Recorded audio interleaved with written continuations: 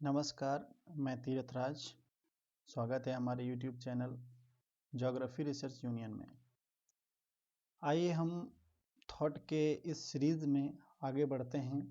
अभी तक हमने Alexander von Humboldt, Carl Ritter इत्यादि को अध्ययन किया है। आज हम अल्फ्रेड हेटनर के बारे में जानने का प्रयास करते हैं। तो अल्फ्रेड हेटनर एक जर्मन स्कॉलर हैं। इनका जन्म 6 अगस्त 1859 में और इनकी मृत्यु 31 अगस्त 1941 जर्मनी में हुई थी। आप ये तारीख देख रहे होंगे 6 अगस्त 1859। तो इस सन को याद करिए 1859। 1859 में पिछली 3 महत्वपूर्ण घटनाएं हो चुकी हैं। पहली, हम्बोल्ट की डेथ हुई थी इसी ईयर में, कार्ल रिटर की डेथ हुई थी इसी ईयर में, और 1859 में ही डार्विन की एक पुस्तक है ओरिजिन ऑफ स्पीसीज, तो उस वर्ष उसका विमोचन हुआ था और इसी वर्ष में अल्फ्रेड हेटनर का जन्म हुआ। तो ये 4 घटनाएं 1859 से जुड़ी हैं जो बहुत ही महत्वपूर्ण हैं। आगे देखते हैं। भूगोल सम्मान विज्ञान नहीं है बल्कि पृथ्वी तल का क्षेत्रीय विज्ञान है। ये स्टेटमेंट है, हूबहू ऐसा ही स्टेटमेंट एग्जाम में पूछा जाता है। क्या, हम फिर से रिपीट कर रहे हैं, भूगोल सम्मान भूविज्ञान नहीं है वरन पृथ्वी तल का क्षेत्रीय विज्ञान है। तो ये स्टेटमेंट जो कहते हो आप इसको नोट डाउन कर सकते हैं। नेक्स्ट है,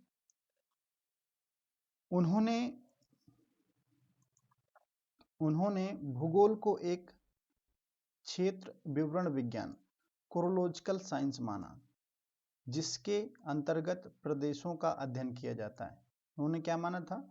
कोरोलॉजिकल साइंस माना था और उसमें प्रदेशों का अध्ययन किया जाता है। आगे देखते हैं।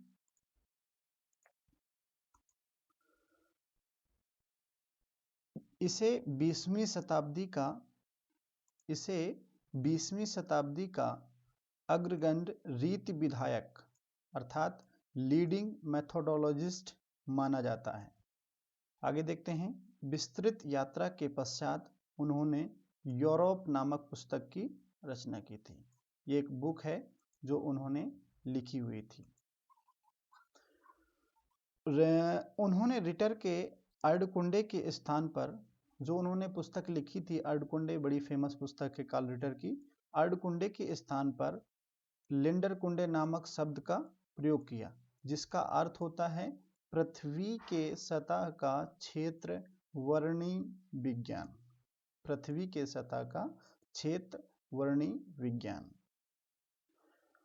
हेटनर की यह मान्यता थी कि भूगोल के अंतर्गत प्रादेशिक भूगोल एवं सामान्य भूगोल दोनों को ही सम्मिलित किया जाना चाहिए।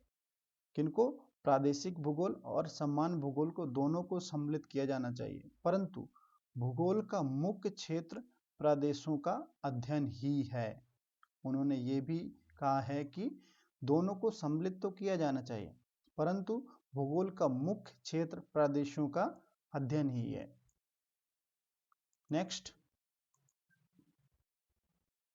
नेक्स्ट है हमारा, हेटनर की आलोचना इस आधार पर की जाती है कि उन्होंने भौतिक कारकों को अधिक महत्व प्रदान किया एवं सांस्कृतिक कारकों की उपेक्षा की है। उनके कहने का ये तात्पर्य है कि हेटनर ने भौतिक कारकों को अधिक महत्व दिया है और सांस्कृतिक कारकों को कम महत्व दिया है। हेटनर का विचार था कि भूगोल एक प्रादेशिक विज्ञान, जिसको हम आइडियोग्राफिक है, न कि समान विज्ञान। उनका कहने का मतलब है कि जो भूगोल है वो एक आइडियोग्राफिक है, न कि मोनोथेटिक।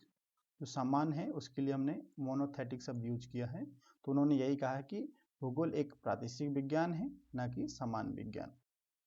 उनके मतानुसार भूगोल पृथ्वी तल का क्षेत्रीय विज्ञान है।